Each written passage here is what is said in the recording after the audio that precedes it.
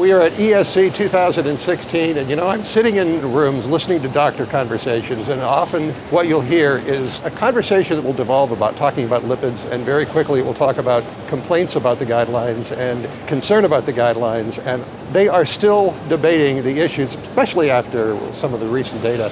So what I would really like to do at this point in time is introduce you to a guy who's been around for a while here. This is Dr. Chris Cannon, who is Senior Physician, Brigham and Women's Hospital, and the first editor-in-chief for our publication. Thank you very much, CardioSource WorldNews. I miss having you around and chatting with you, but this whole topic of dyslipidemia has gotten so much attention, and they're still arguing about it, just meters away, I have to say now, because we're in Europe. Yep.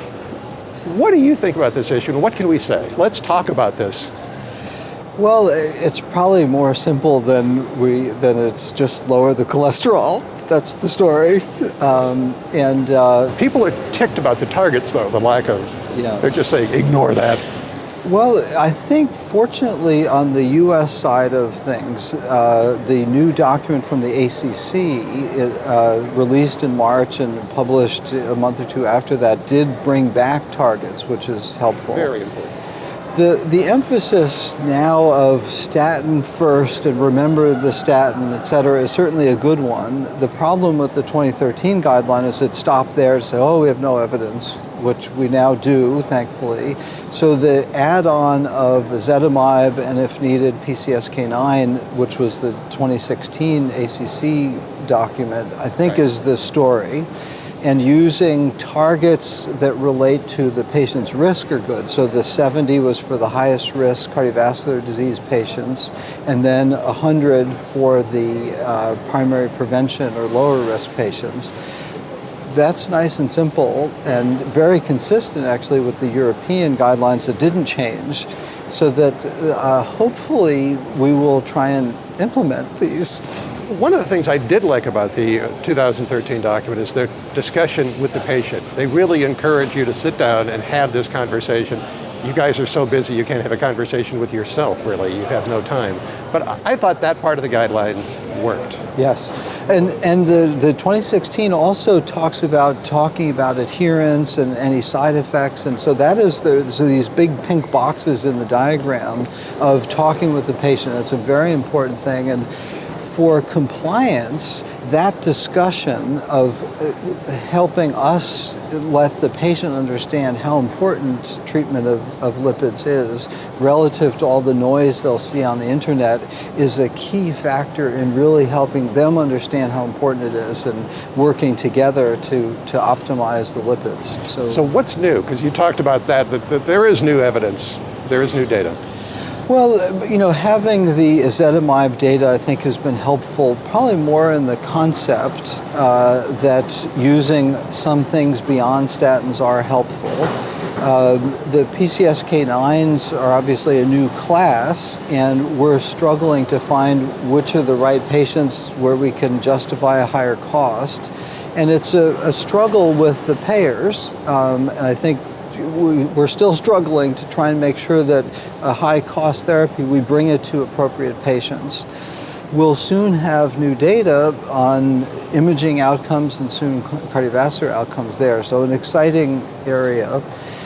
I'm showing some data here that we still have a long way to go in actually implementing this. So we looked at a real-world database and saw that many people are not on statins even though they should be, and only a quarter of people were less than 70 in the atherosclerotic disease patients. So we need to use the things that we have available. And sometimes the debate gets us to sort of a paralysis state of, well, we're not sure, but it's pretty straightforward. We just need to treat and lower the cholesterol, and that'll be helpful.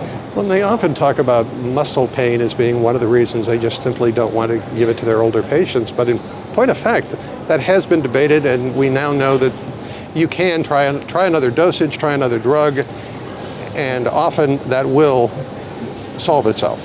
So this is part of this conversation you mentioned, that we can't just try something and walk away, that it is important to continue this dialogue. And very often, myself, I get muscle aches and pains and more often than I used to, and so I can relate.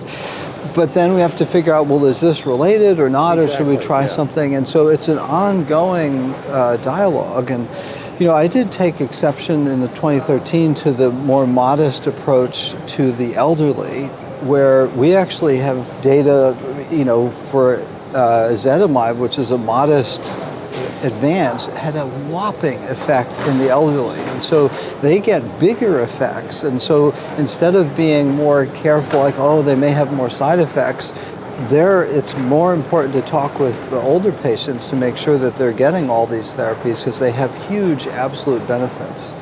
Because what really the data seem to show is it's worth the effort.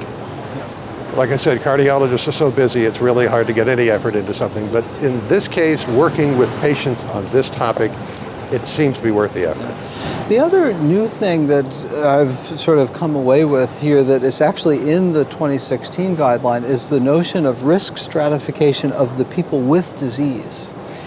And they said with comorbidities, we'd target the lower target and more aggressive therapy. And so that concept we do for primary prevention, we do whatever risk score, but for the secondary prevention, it's usually been, there's secondary prevention, but now we're subdividing those into the higher risk and the lower risk, where we would apply more intensive treatment and therapy. And so that's, I think, a useful general reminder that even amongst those with disease, there are people higher risk that will try and push harder on lowering their lipids with multiple therapies.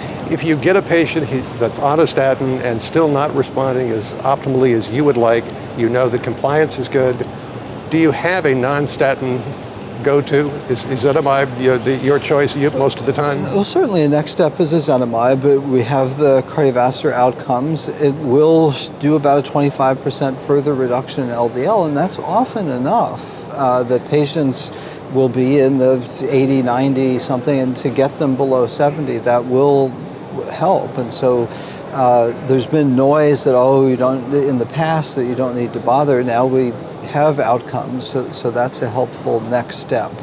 And then of those, some, but not many, will need a PCSK9 inhibitor. So having sort of a graded, stepped approach is certainly reasonable. Well, I know you guys are busy, and you particularly at this meeting, so thank you for your time. I always appreciate it. And if you like CardioSource World News, this is one of the guys you really need to credit for that. And for CardioSource World News, I remain Executive Editor Rick McGuire.